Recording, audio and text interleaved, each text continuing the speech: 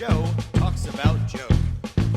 And now, your host, Joe Slepsky. Hello, everybody, and welcome back to Joe on Joe. It's me, your host, Joe Slepsky. And get ready for another episode of Joe on Joe Illustrated as we go over every issue of G.I. Joe, A Real American Hero, page by page, panel by panel, with painstaking detail. Today we are covering issue 85, which, if you guys remember, is a silent issue. So with that, thanks for tuning in. Now you, Joe, enjoying's half the battle. We'll see you next time. I'm just kidding. There's a lot to go over. There's a lot of great storytelling. Of course, G.I. Joe is known for their silent issues. Obviously, issue 21 is a landmark in the industry as well as in the actual series itself. This one is exciting because it's penciled by a personal favorite artist, and he's recently deceased. Well, not recently, I guess it was about 5 years ago he passed.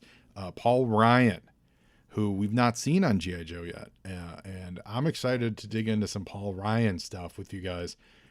I'm a big fan of his work. I'm excited to share that with you. If you're not familiar with him, you will be by the time we're done with this show. And before we're done with the show, I do want you to go online to social media and follow me at Joe on Joe Pod. That's on Facebook, Twitter, and Instagram. Give me a follow, say hello, reach out, let me know what you think of the show. I've been hearing from some people lately, and I love it. Let me know what you think of the special episode that we dropped on Monday, which was the rehash of our Joe on Joe Theaters, a re-release. But it tied into last week's issue of Joe on Joe Illustrated, where we learned more about Zartan and Cobra Commander, and technically ties in with this issue, as this is kind of a sequel to that issue, of course. So this was our Joe on Joe Theater, My Special Missions, which was a My Favorite Murder podcast parody, featuring Lizzie Turner and Rebecca Wallenczak Slepsky. You know her better as Toilet Teal. And Lizzie Turner, of course, super talent. She was a part of Cold Slither as well. She did, Satin. She was the voice of Satin on our Cold Slither recording.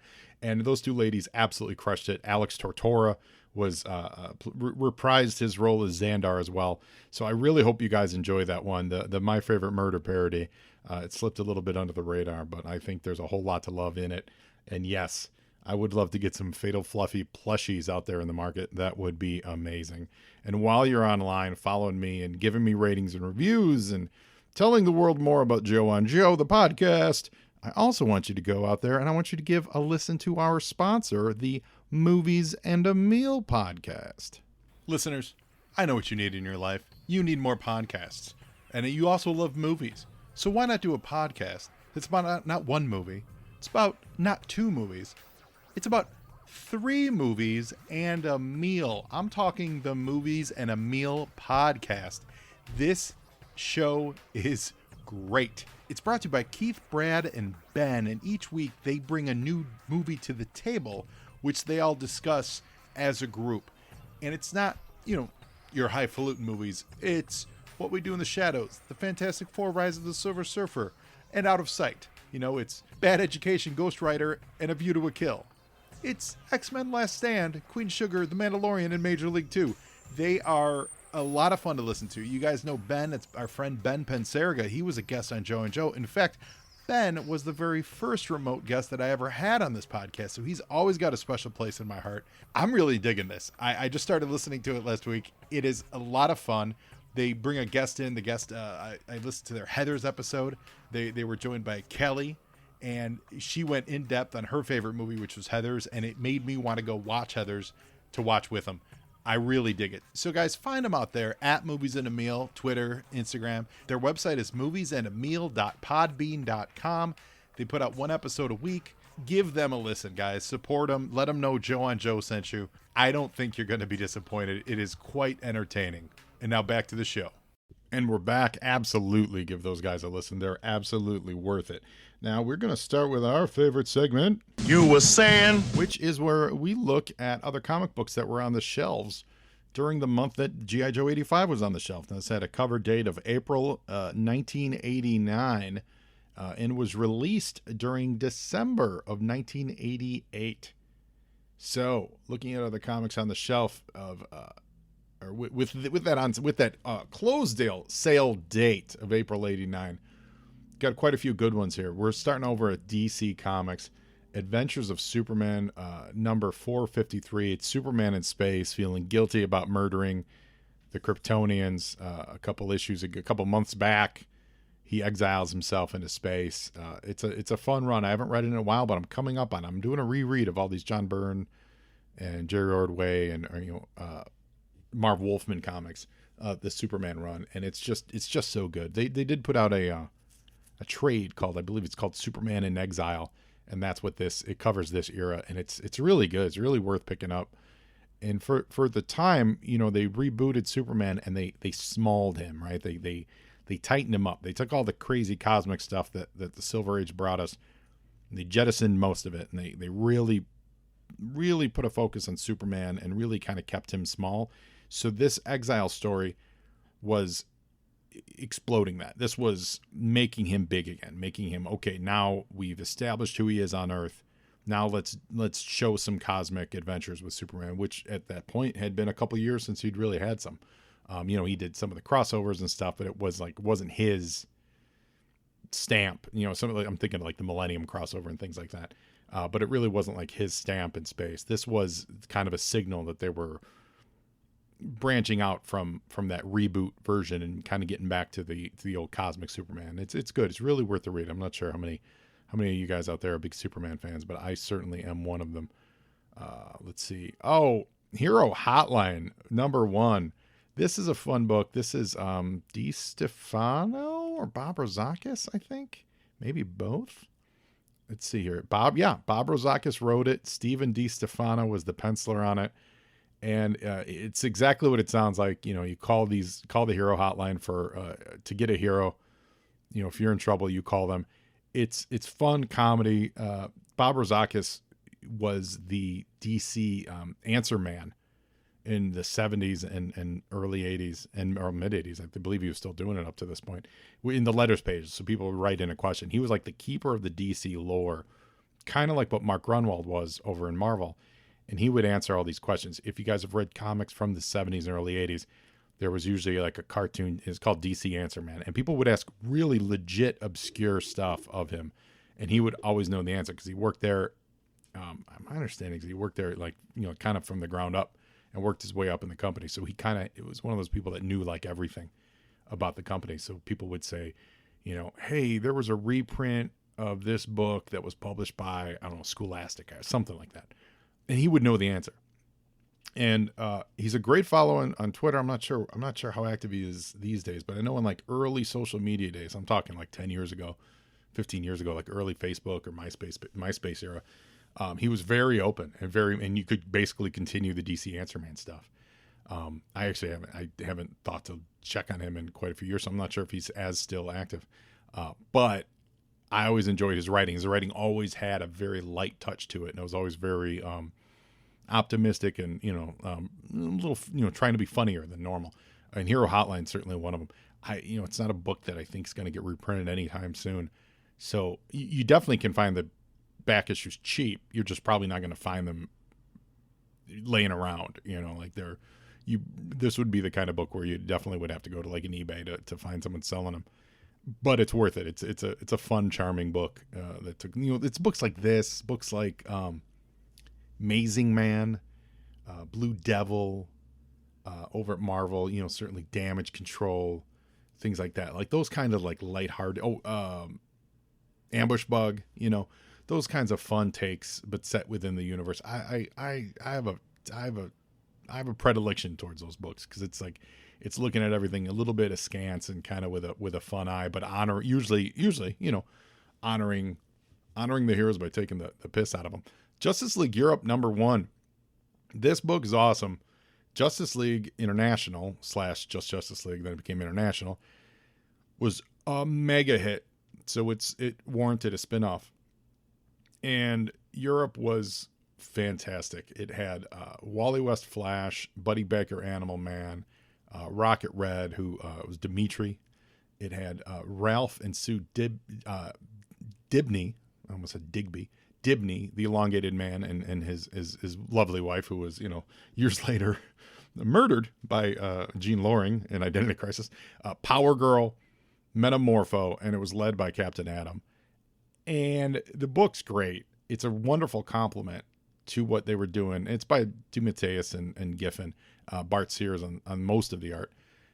It's a wonderful compliment to International. If you guys are reading, picking up the JL, like Just League International Omnibuy, there's 2 of them out there now, like the big 1,000-page tomes.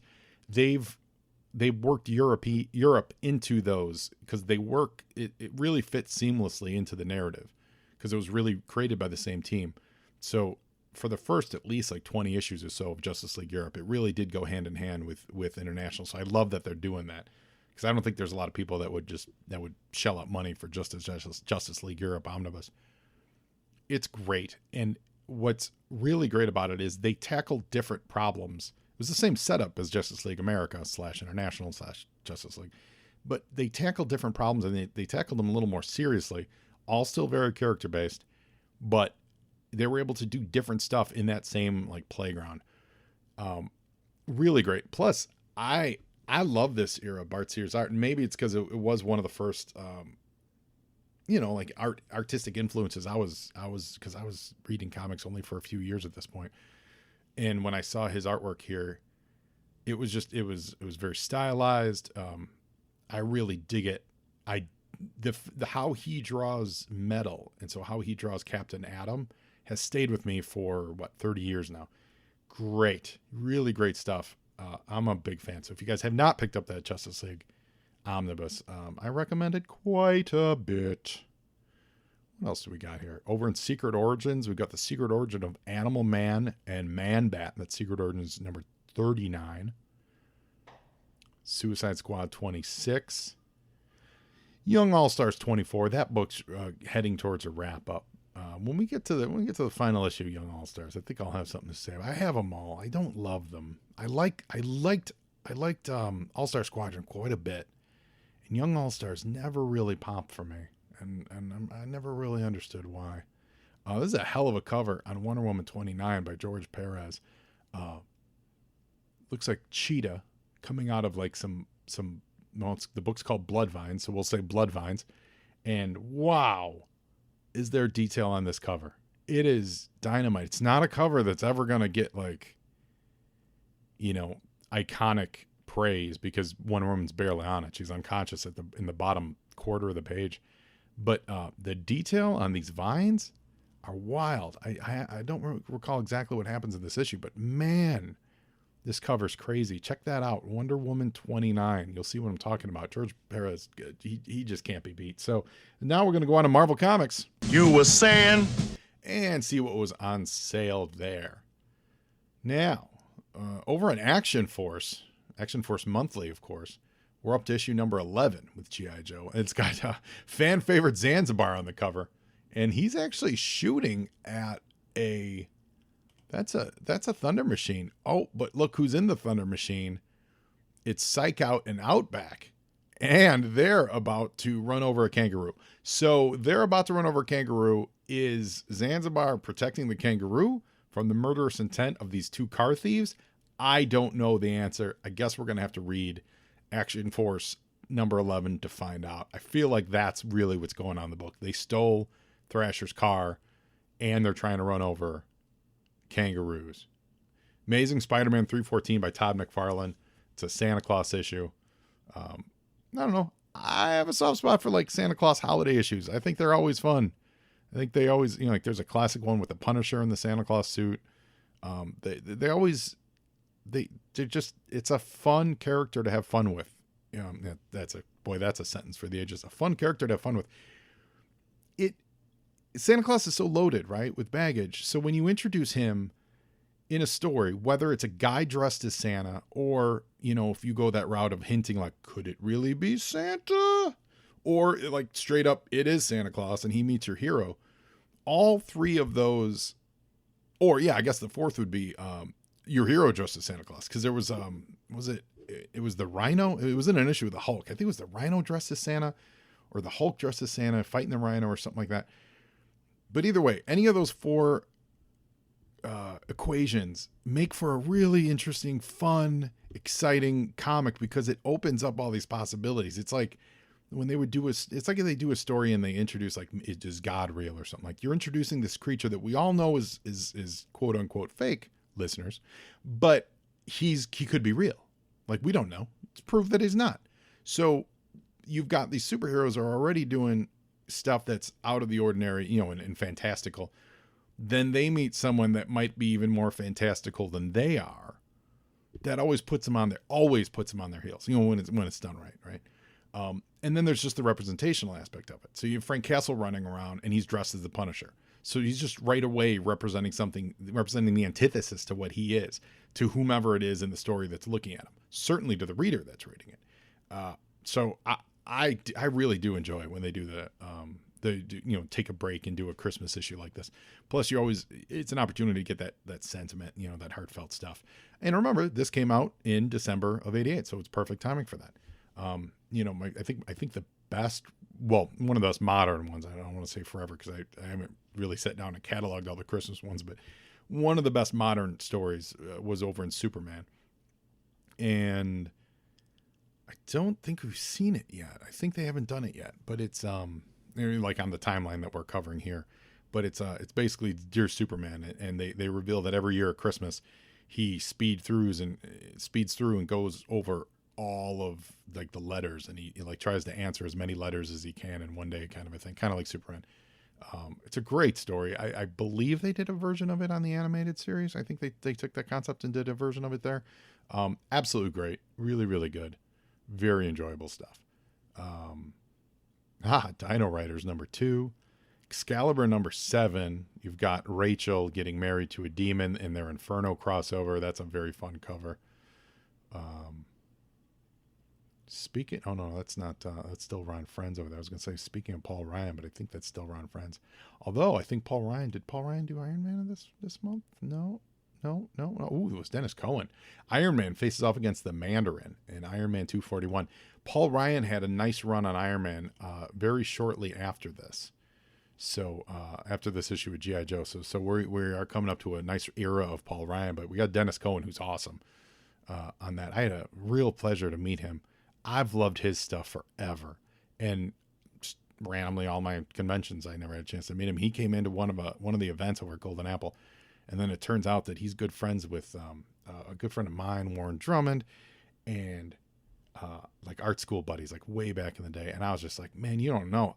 His Dennis Cohen's art, if you guys aren't a Dennis Cohen fan, get on board. He's doing a bunch of Milestone stuff now. He did a bunch of Milestone stuff back in the day, but they're right now bringing back the Milestone characters. And I'm not sure, as I'm saying this, I'm not sure which book he's working on. He worked on the Milestone Forever one shot. I feel like he might be doing Static. That might be the one, but I'm not sure. His stuff is so great. And then he teams up with Bill Sienkiewicz a lot, and the two together are just powerhouse team. So get on the Dennis Cohen train. And when I had a chance to meet him, what a nice dude. Like, I'm a grown man, and I was like, oh, I really love it. And he was very kind, very sweet.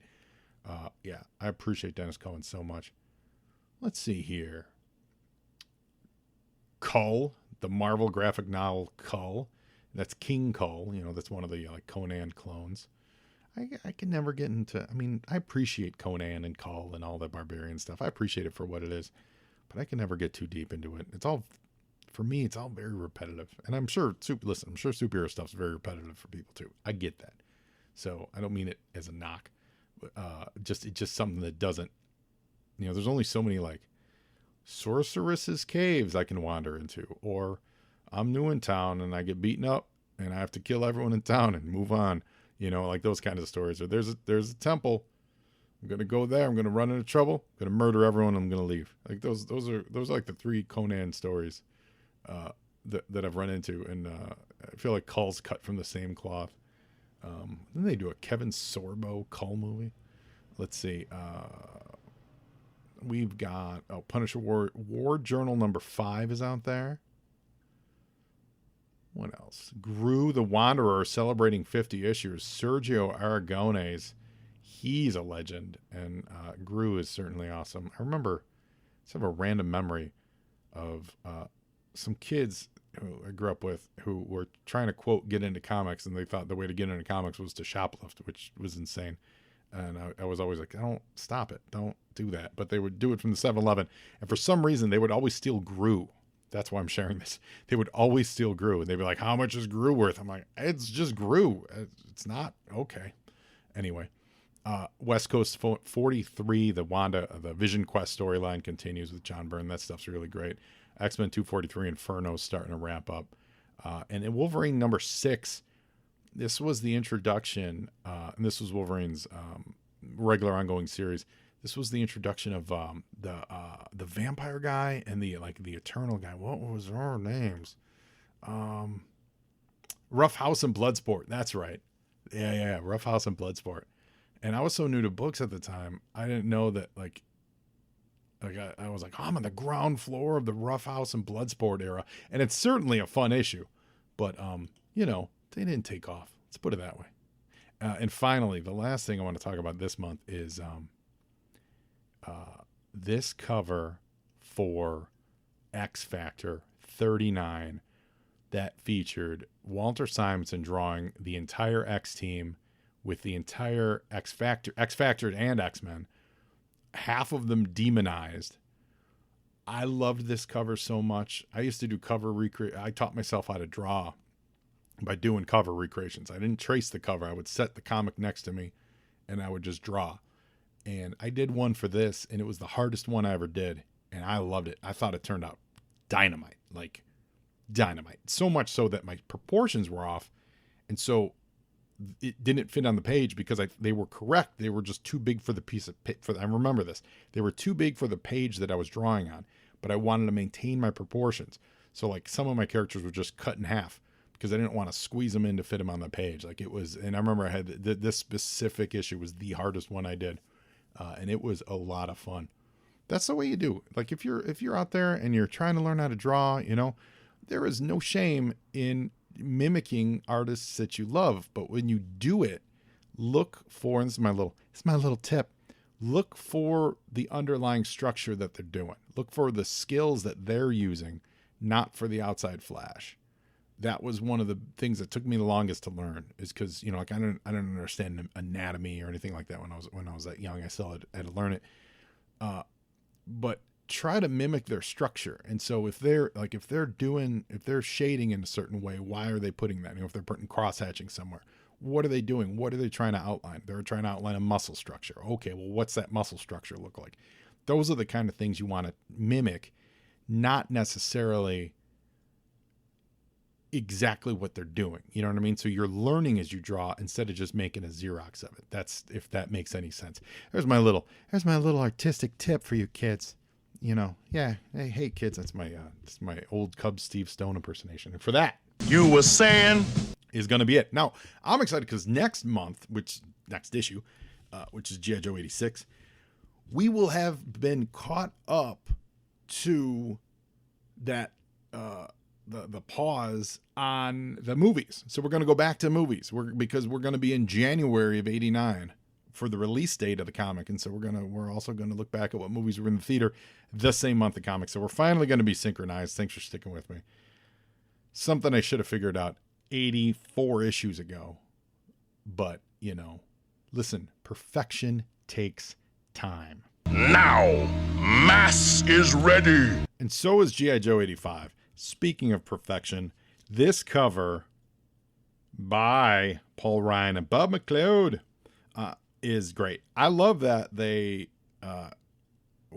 keep Bob on as inker, so that brings continuity to the look of the book. The cover, like in sequence, because he's been doing the inking of for Ron Wagner stuff. But then also, they're still in this.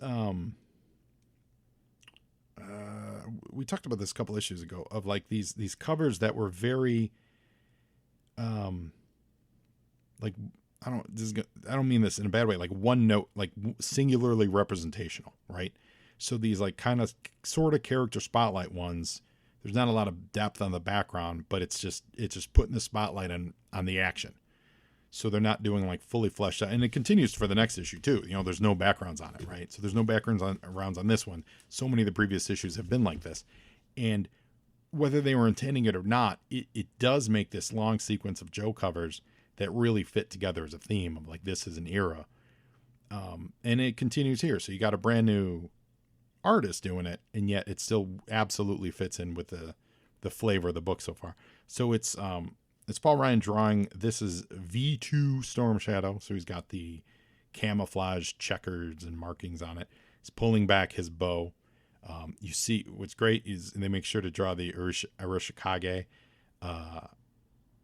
sigils on his right arm. He looks great. Looks like he's ready to climb a mountain, as he always does with the rope across his chest. It's a good looking cover. If you know who Storm Shadow is, you like him. If you don't, you're going to know by the end of this cover. Yo, Joe! SFX, Special Effects, or San Francisco Expo. I don't know. They're in San Francisco. Maybe it stands for that. I'm not here to judge. But it is scripted. I love that they give him a script credit. It seems weird. I feel like it should be story by, but they do give him a script credit. Although, I mean, there's dialogue in here. Or not dialogue, special effects. Script by Larry Hama. Paul Ryan on pencils. Randy Emberlin inks. Rick Parker lettering. Bob Sharon doing the coloring. Bobby Chase editor. And Tom DeFalco editor-in-chief. So this could be a very fast, obviously, this could be a very fast podcast because there's no dialogue here. But there's a lot of action, and I'll say this before we go much further. There's something about this silent issue that I think there's a reason why this one isn't like revered. You know, this one isn't, bandied about versus the 21. Obviously the 21 one is Snake Eyes, and all that stuff. And it was like the first time in, modern comics. No one in modern had done it in a long time. It's certainly been done before, but you know what I'm saying? But there's something missing in this overall. This isn't a complaint. This is just I think one of the things that's missing when you're doing a comic like this with the silent gimmick is a revelation. And that's what we don't get through this. So I'm just normally on these episodes, I, tend to go page by page, and we don't really do a summary till we get to the end, but this one's different. So I think really what's missing from this is that there's no information gleaned. It's just action, and it's great, action. This is not a complaint. This is just more of an observation that if you're going to do this, and I would say this, because you remember Marvel did the Nuff Said month in the mid 2000s where everything went silent. If you're gonna do a gag like this, which is totally silent, give me a revelation, and there isn't any in this. Like maybe if the revelation that we learned last issue of Zartan being the apprentice to the Swordsmaster was Onihashi. Like if that revelation was somehow contained in this, that would make this, I think, pop and be a little more legendary. And overall, I think that's really what makes stories like this memorable, is that you're able to get across that secondary level of storytelling, like that message storytelling, beyond just really doing some great acting with the pencils, and special effects and all that stuff. And it's wonderfully put together piece. So this is not a complaint about it. This is just like if you're making a stew, I think that might be one of the things that's needed when you're doing a silent issue of this type. So with that out the way, special effects, or San Francisco Expo, it is Jinx clickety clacking through a what we quickly learn is a museum. And what do we see here? We see that she's got the same Arashikage, and by the way, I have from day one mispronounced Arashikage. I've said Arashikage.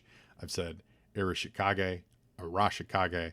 I apologize. That is from 30 years of me mispronouncing it as Arashikage.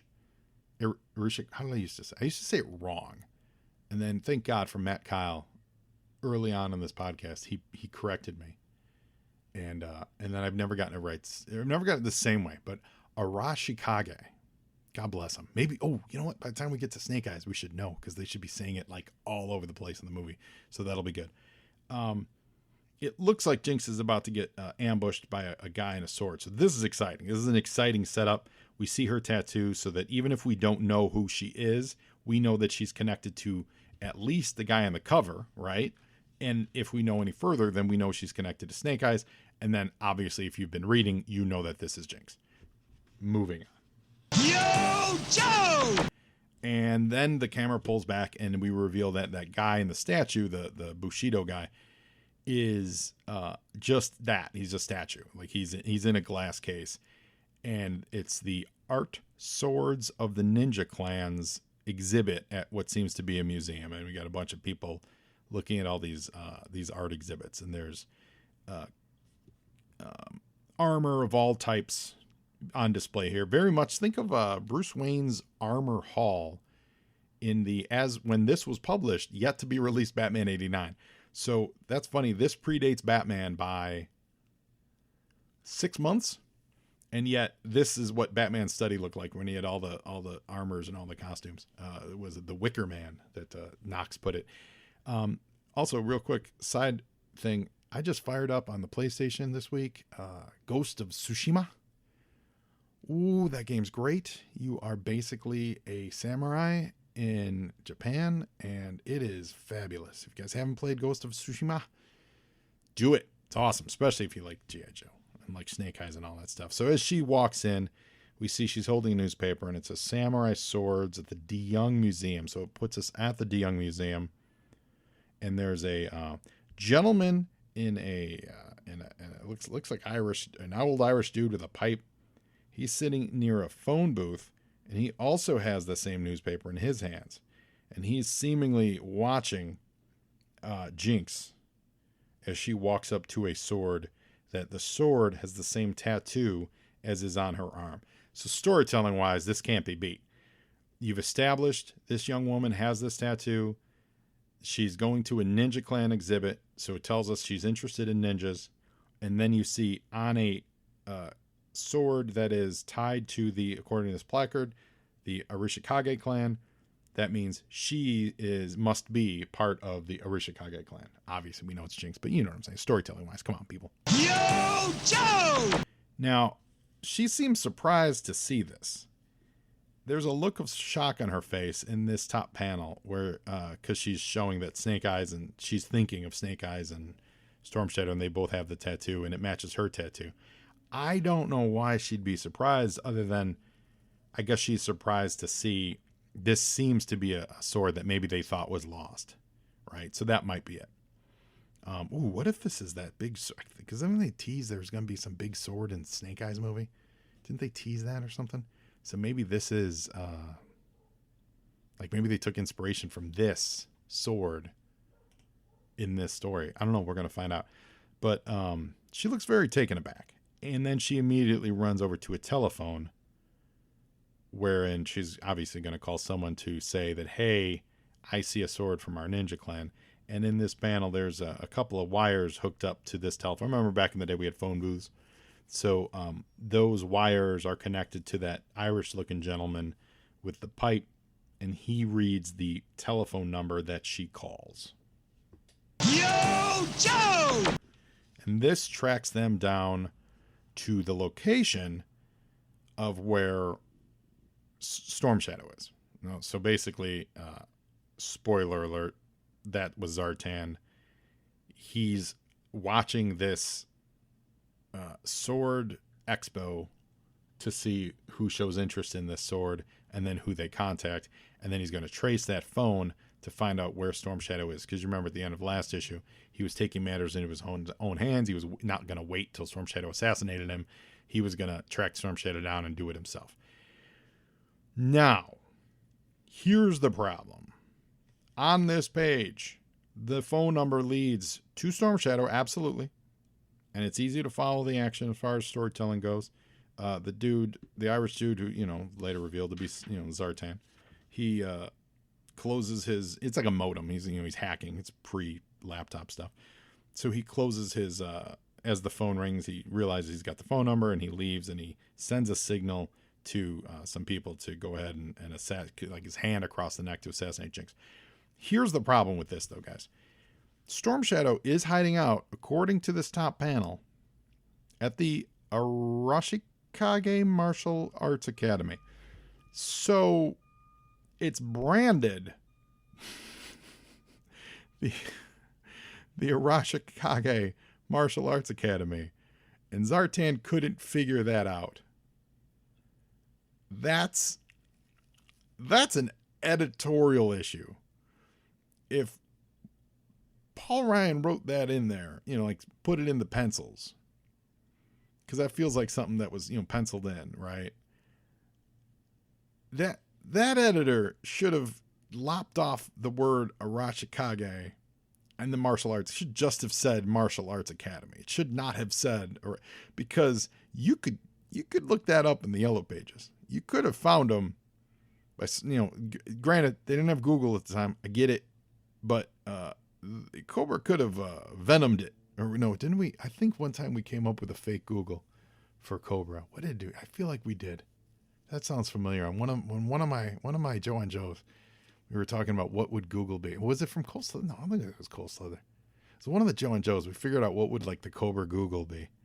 I feel like we did that. And it was funny. But you guys, I hope you see where I'm coming from. This seems a little like on the nose. Like it shouldn't be called Arashikage. Yo, Joe! Meanwhile, in a frightening turn of events, the world of Fist is available for you. Fist is an exciting new concept in fantasy gaming. You simply pick up your touch-tone telephone, dial 540 Fist, and experience a dungeon adventure which you control. Guys, the innuendo writes itself. This is not an 800 number, right? This is actually, it probably was. They probably did charge. All calls charge 60 cents per minute. And it was only available in the 212, 718, 516, or the 914 areas. But it is specifically not like in 1-800 or 1-900. But you could role play by dialing Fist in a dungeon. Adults, dial at your discretion. It's your own peril. So back to the action. After that dude, which we know is going to be later, Zartan, after he gives the neck cut, the two statues that previously were teased as being real people, then revealed to be statues, turns out to be real people. I love that move. That is great. Because it gets you thinking, oh, those aren't real threats. And then she has a little walkthrough, and then turns out they are real threats. Those are totally Cobra soldiers, red ninjas later, dressed up in these Bushido outfits. So as the phone's ringing, Storm Shadow still hasn't picked it up. They're attacking her. She's in like an old school phone booth. Think of the kind of phone booth Superman would change in. And they're attacking her. So Storm Shadow picks up the phone just in time to hear all this glass breaking and all these attacking, and not actually speak to Jinx as she dives out of the way. Yo, Joe! Meanwhile, you can get a copy of John Elway's Quarterback for your NES. It kicks off in homes across America. John Elway and the young video whiz Danny Wimpasinger. Danny Wimpasinger. Is Danny real? They're engaged in a colossal struggle for the Wimpasinger Household Super Bowl Championship. And according to John, the kids got me down by 6 points with only 30 seconds to go. The wily veteran looks over Danny's defensive alignment and checks off to a screen pass. And John Elway's delighting in the fact that he's beating up on an 8-year-old. And then Mom chimes in with dinner time, boys. We never found out who won that game. Was it John Elway or Danny Wimpasinger? And meanwhile, Jinx goes rolling across the floor in some really, really great art here.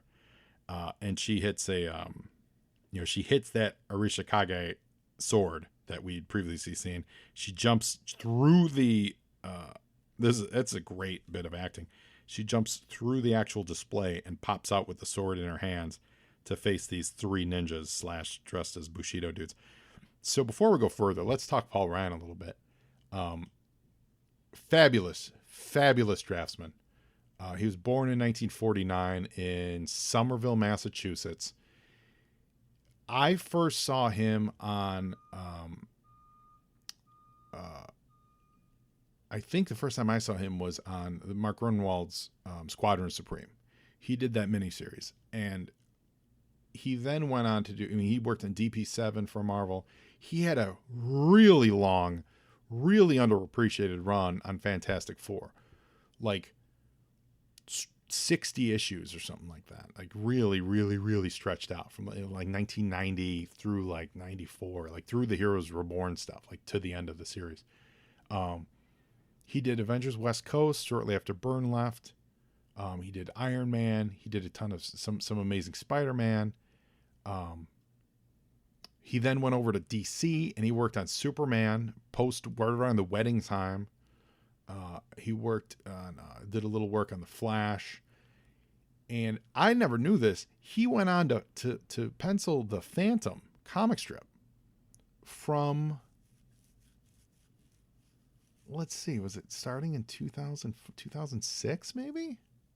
Maybe 2011, 2007, what's it say? Yeah, his first Sunday appeared in 2007, and he worked on it all the way until he passed, and Paul Ryan passed in 2016.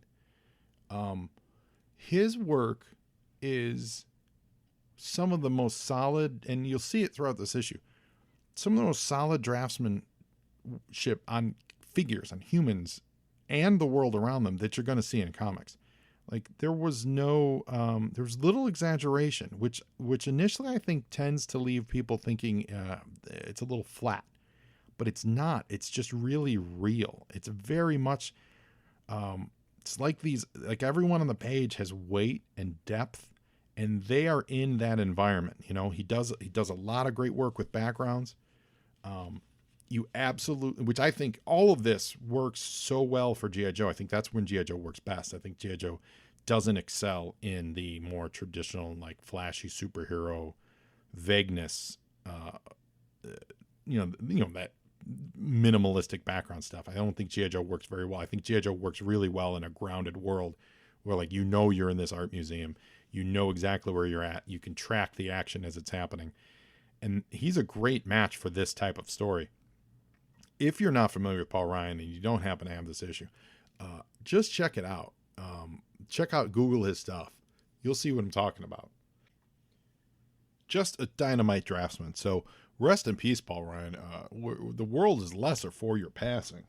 Yo, Joe! So now that old Irish guy, or maybe Scottish, maybe, he's up on the rooftop apparently, and he's surrounded by red ninjas. And now we see that, yes, indeed, that is Zartan. He does his transmogrify, becomes Zartan, and he punches in some coordinates to the Arishikage Martial Arts Academy, which, it's not that, it seems like it's not that hard to find. And the helicopter flies off. Yo, Joe! Speaking of helicopters, you can get your Airwolf model helicopter. Now, back at the action, and what is great about this setup for this is they're able to tell the story through visuals, through the action, right? So usually when you do that, it takes a little longer. But by setting up Jinx fighting these dudes while Zartan migrates the story over to the dojo, you're able to keep the excitement up while this is happening. He's then traveling by helicopter to continue another fight with Storm Shadow. So it's really smart. It's like you're setting up two fights at once. They did the same thing in the original Silent issue, as Snake Eyes was kind of infiltrating the base. He wasn't necessarily fighting people. He was like sneaking around and assassinating people. Scarlet was breaking out of the cell. So Scarlet was doing a lot of the action heavy, even though Snake Eyes was involved in action, but she was really doing like the action fighting. And then Snake Eyes got in the mix once he actually was discovered in the castle. So they're doing that same storytelling technique here, where you got one person carrying the action heavy load while the story progresses with another character, in this case Zartan. So Jinx going, and she's taking down these dudes, and I love it. They have her sword slashes cut off the disguises of these three dudes, and I'm using the term Bushido. I don't know if that's the proper term, like the samurai outfits they're wearing. So pardon me if I'm getting that wrong. But then they're revealed to be red ninjas underneath it. and she deftly puts the sword at her side, and she leaves with it. So this is like straight out of the Black Panther movie, you know, where it's like, nope, that's my ancestral people's sword. I'm taking it with me. And she runs out. Now the guards, they just saw this woman murder some people, so they're actually after her. They don't realize, you know, she's a good guy. Yo, Joe! She jumps on a motorcycle and takes off. Meanwhile, at the dojo, Storm Shadow, he heard the commotion on the phone, so he knows it's time to there's some action to be had. So he gears up, and so now we see Storm Shadow in his full-on Storm Shadow V2 outfit. I was never a big fan of this look. It has grown on me over the years. I think the newest, I think I did talk about this show, the new, the classified figure, I think they called it like the Arctic one, closely resembles this. I like my Storm Shadow in like pure white. I don't like this camouflage look for me. It symbolizes his conflicted nature, because now he's, you know, turning towards the good guys, and you know, and in this universe, Snake Eyes, the good ninja, wears black, and Storm Shadow, the bad ninja, wears white, which is an awesome flip on the traditions. So this shows his shifting loyalties, so that makes sense storytelling wise. There was something about it that I never was super keen on. I never had this figure as a kid, and I think because I didn't really like it, because I was like, I already have the Storm Shadow that I like, because it was like he was you know, like Snake Eyes all in black. That's his advantage, you know. That's his, you know, like he's hiding in the shadows. Storm Shadow's like, I don't care if you see me. I'm gonna wear all white, and I'm still gonna kill you. I really liked that as a kid. Even that I had that in my head as a kid of like Storm Shadow just being like, I don't give a damn. Like, I will absolutely not worry about camouflage, and I will still murder you. So when I saw him in camouflage, you know, in this look to kind of blend in, I'm like, oh, Stormy, what are you doing? Either way, he's getting ready, grabs his bow as that Cobra helicopter is making its way towards the dojo. So he sees it now. And storytelling moment, we show we make a point of seeing, and we saw it earlier, but you know, they make a point of keep showing that Arashikage tattoo on his arm. So to further drive home that, you know, he's connected to the sword and part of the family and all that stuff. Again, this is really, you know, thinking along the lines of, you know, any comic could be someone's first comic, right? You really want to drive some of this stuff home. Yo, Joe! A plethora of red ninjas come jumping off this, and some of them have Uzis, which is great. Unexpected. Did not expect to see red ninjas carrying Uzis, but you know what?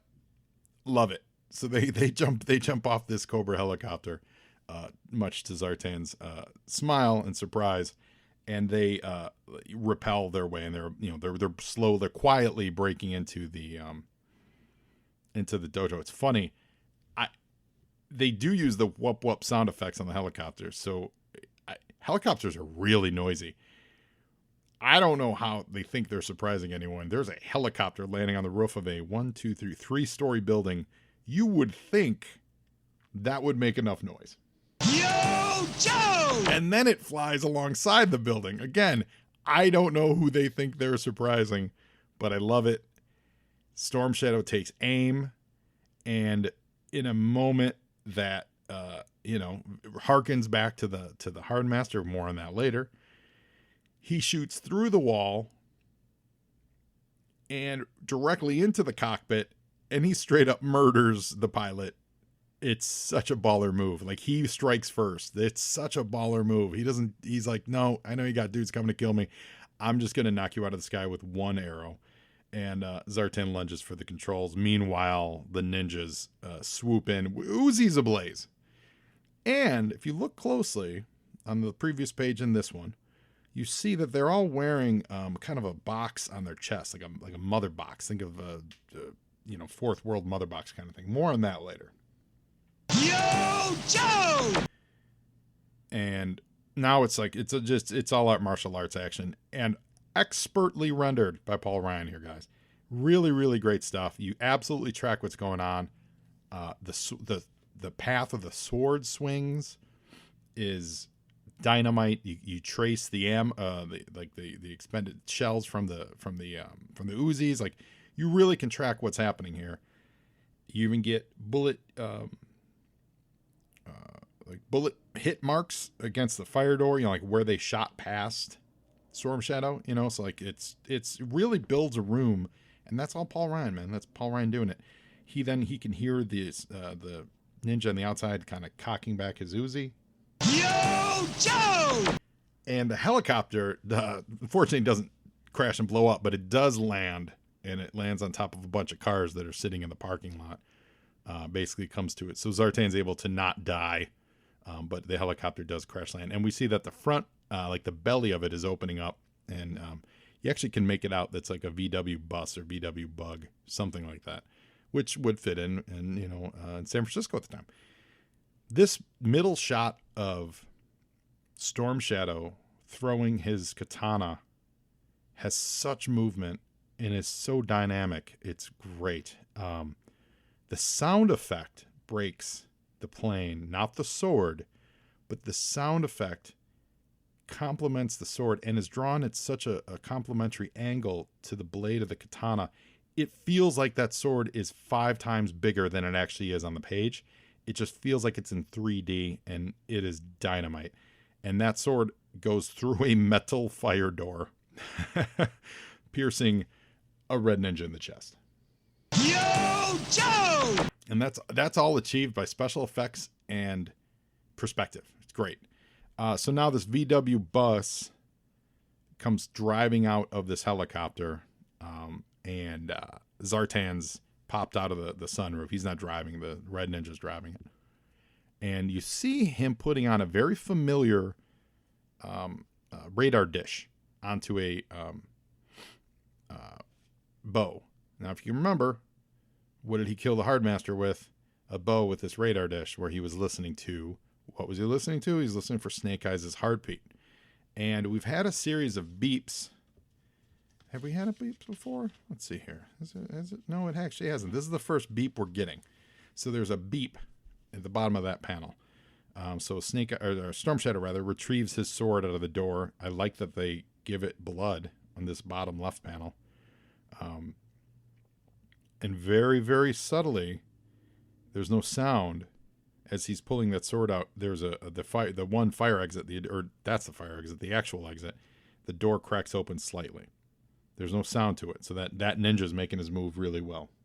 Yo, Joe! And Zartan puts on some headphones, draws back on his bow, and now we're getting this thud, thud, thud, ping, ping, thud, ping, thud, ping, thud, ping, ping, thud, ping, thud. So what's that telling us? That he's listening to something, and we haven't really been explained, it hasn't been detailed what that is.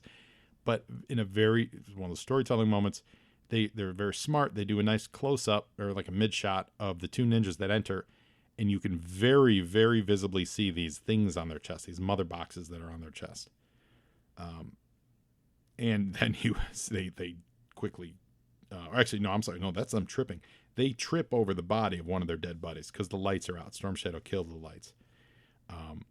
They check their buddy, make sure he's dead. Yo, Joe! And Storm Shadow is actually the one disguised as their dead friend. He's laying underneath one of their red hoods, and he jumps up and using his sword, he cuts across the guy's chest, and it shatters that box that's on that guy's chest.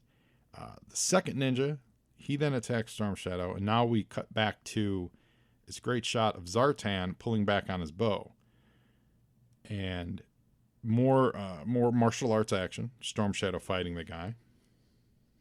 Yo, Joe! Now, as they're fighting, Storm Shadow kind of is playing. He realizes what's up, and he grabs this box off of this ninja's chest and kicks the ninja away. So he rips this box, and we're still getting a ping, ping, thud, ping, thud, ping, thud, ping, all this all across. So now, as he rips the box off the chest, now it's thud, thud, thud, thud, thud, thud, thud, thud, ping, ping, thud, ping. And as this ninja stands in the window, he's got a look of shock and awe on his face. Zartan lets loose an arrow, lets an arrow fly. Yo, Joe! and it pierces the ninja right through the chest. So what was it? It was a heartbeat monitor, and those pings, or the boxes, they were either masking their heartbeat or just identifying their own heartbeats so that Zartan would know to listen for Storm Shadows and he could shoot him through his surface. So when Storm Shadow ripped it off, that ninja took the audio profile of Storm Shadow, or at least not of a ninja. So it's not that he was listening for Storm Shadow's heartbeat. He was just listening for someone without that heartbeat. And there he goes. And so he kills his own man. Meanwhile, Jinx catches up. Storm Shadow knows the game's lost because he saw that he killed his own dude. He jumps back in the VW bus and he takes off. But the Joes are not to be dissuaded. Yo, Joe! Storm Shadow triple Lindy's off the third story, jumps onto Jinx's motorcycle, and the chase is on. Yo, Joe! Big chase through San Francisco. I like that they've managed to fit a trolley car in. They fit in, one of the classic hills of San Francisco. It's an arrow fight. Zartan's arrow breaks Storm Shadow's bow, so Storm Shadow actually can't fire back at him. Yo, Joe! More arrows being flung. Storm Shadow grabs it out of midair. Actually, what Zartan's arrows broke, he broke Storm Shadow's other arrows. So Storm Shadow's bow is still functional. He just didn't have any ammo. So when Zartan fires at him, Stormy grabs it out of midair, restrings it on his bow, and he fires back. But he doesn't fire at Zartan. He fires through the car window. Yo, Joe! And right into the spinal column of the red ninja who's driving. And it sends this VW bus off the San Francisco Golden Gate Bridge to a seeming death into the water below. And it ends with Storm Shadow and Jinx standing over a watery grave for Zartan. Now, you could say surprise, Zartan, but we know Zartan's not going to die. So that's, first of all, amazing. Really great storytelling by Larry and Paul. Fun, an absolute fun Ripper adventure with good, just good, easy to follow action. Great ninja work. The emotional stakes are high because it is Zartan, taking his shot at Storm Shadow. So the emotional stakes are there. So I don't mean to imply that. It's just that there's no hook to it. There's no twist to the story. I think that would make it that does make these a good silent issue pop. Because there's something inherent that you learn that wouldn't necessarily be there if not for.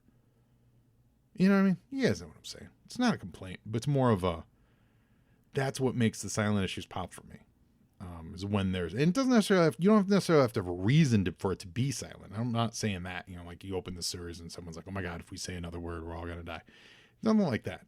But more of as the story goes, give me a fun revelation. If this was actually the death of Zartan, that'd be amazing. You know what I mean? But obviously we know that it's not. So it's good. It's a really great story. I'm happy to see Paul Ryan's artwork in G.I. Joe. It's great. Another great silent issue. Really well done. I loved it. I hope you guys did too.